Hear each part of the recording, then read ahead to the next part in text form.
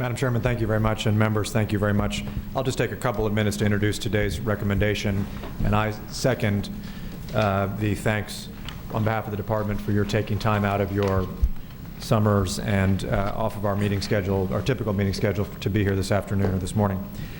You'll note that this is a meeting in response to a provision of Act 2 of this year's legislative session. An amendment to what at that time was House Bill 976 was inserted into that piece of legislation and then passed out of the House. And I'm very thankful for the author of that amendment, Representative Neil Abramson of New Orleans, for being here this morning with us.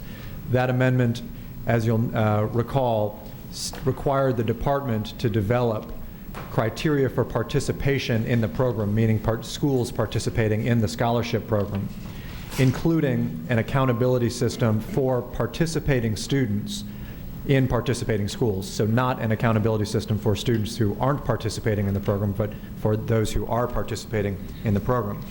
And so what you have here is several months worth of work consulting with private schools, with educators, public and private, with community members, with policymakers across the state and across the country, that attempts to, A, create criteria for participating in the program that are of a financial and operations nature, as well as criteria that are of an accountability nature. What should we want schools to achieve with their students? I'm going to briefly summarize those, and you obviously have the proposed bulletin in the back of your packet. The values that we're trying to achieve are, first and foremost, student achievement. But we're trying to do that in a way that, number 2, does not threaten schools' autonomy to educate kids. Number 3, we want to make sure that the responsibility to uphold the public trust with its dollars is upheld. And 4th, we want to make sure that the health and safety of children is protected. And we think that these proposed regulations achieve that.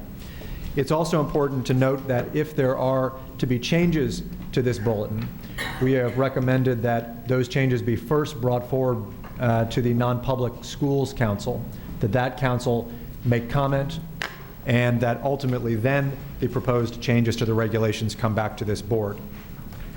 In terms of the participation criteria, you'll see that it starts with the idea of enrollment, that we should have responsible guidelines for a incremental pace of enrollment growth in schools, that we should not have schools taking significant jumps in enrollment, but steady jumps in enrollment, unless there is reason by way of incredible parent demand or by way of just obvious capacity that exists in the school to serve such students.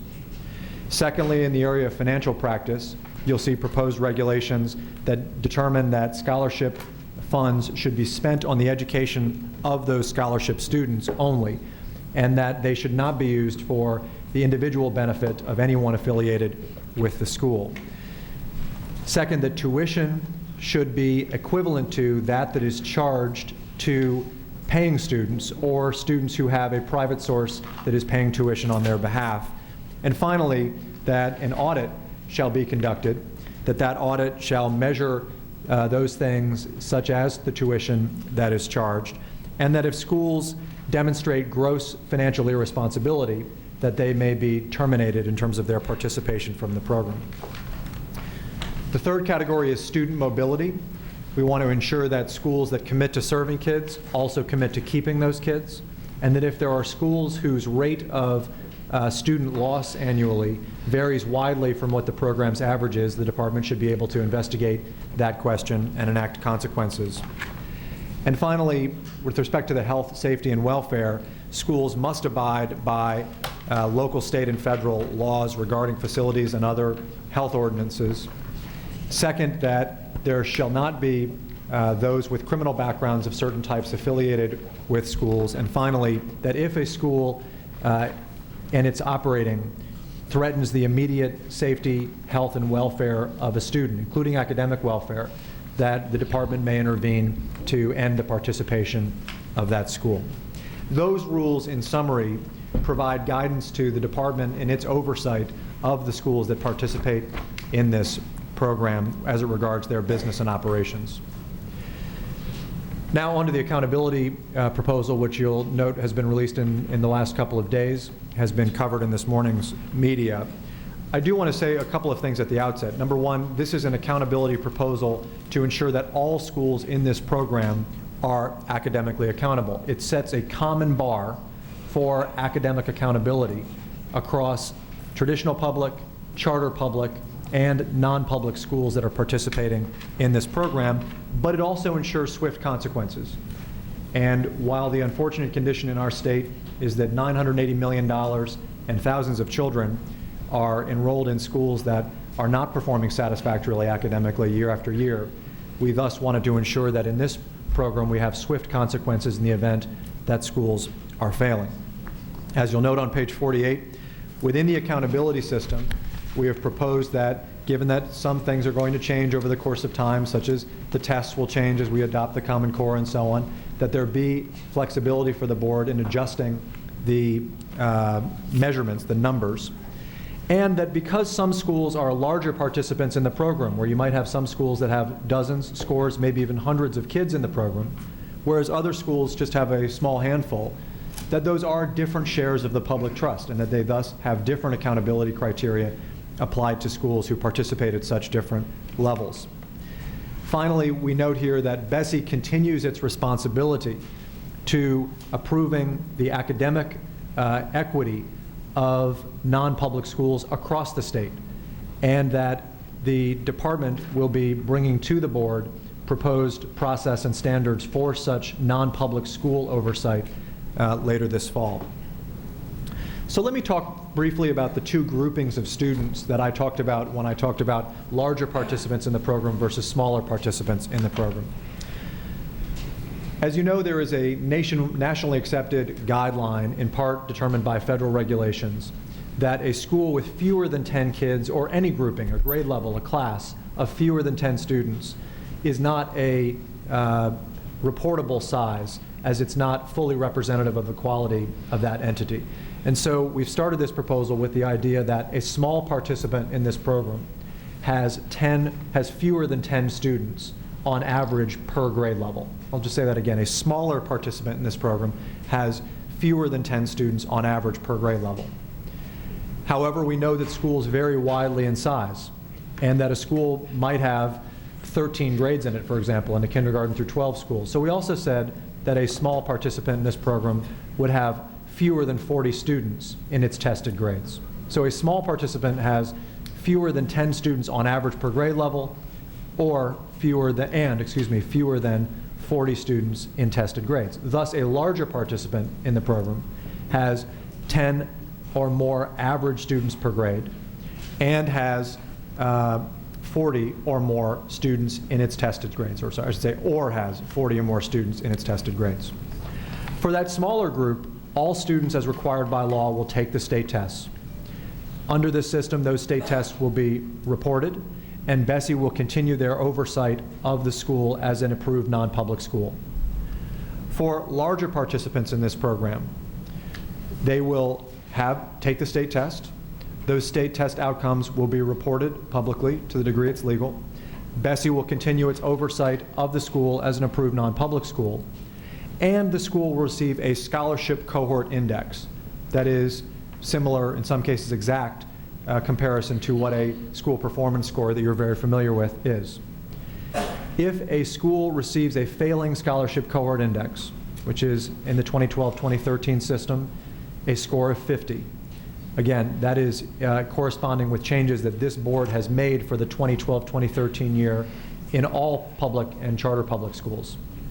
If a failing score is received on the scholarship cohort index, then the school does not take new scholarship students the following year. It's a very simple rule. If a school fails in one year, it does not take new students the next year. That doesn't mean it can't come back the year following and get a great score and continue taking kids. It just means it takes that year off. If after 4 years, and as this board has set charter school policy, we have a 4-year accountability point. As this board has set traditional public school accountability, we have a 4-year point.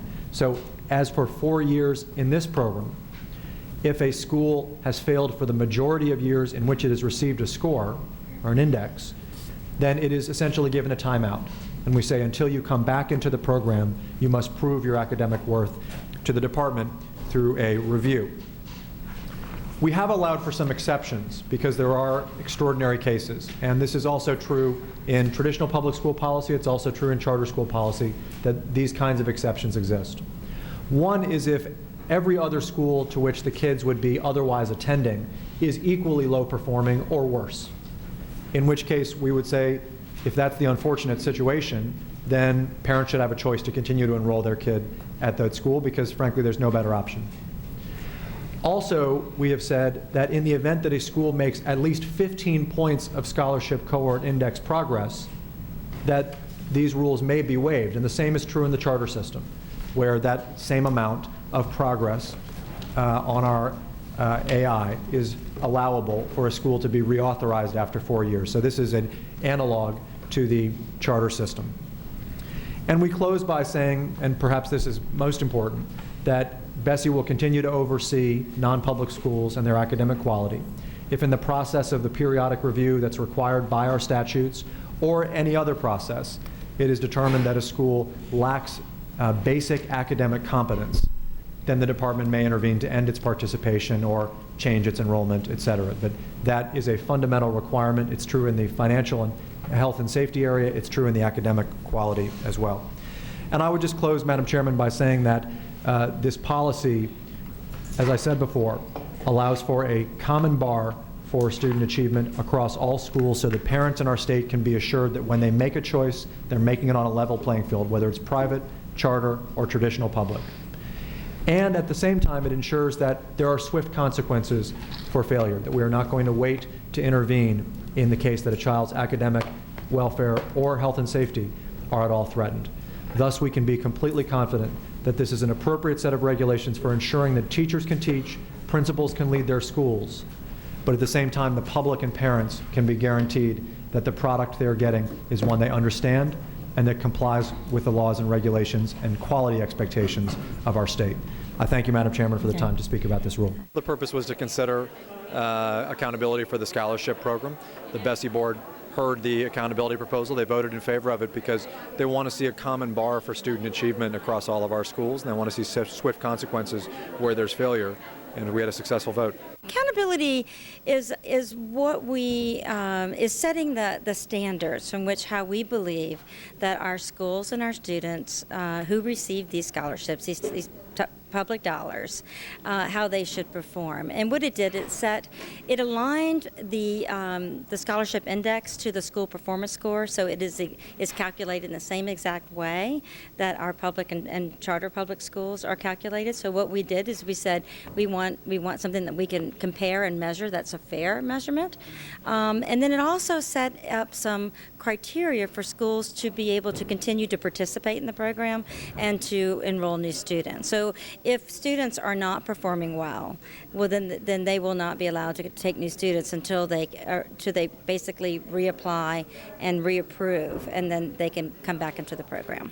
We've today set a common bar for student achievement in schools, whether it's public, whether it's charter, whether it's private, so that parents can be assured that when they send their child to a school, there's a common standard for what a solid education looks like. We have 225,000 children in the state that are trapped in schools that are underperforming. And this is just one of several ways that we can provide parents with options other than that failing school. So this is good for families. It's good for children. It is not going to to offer a solution to every child out there, but it will offer an option to several thousand children in Louisiana next year in August.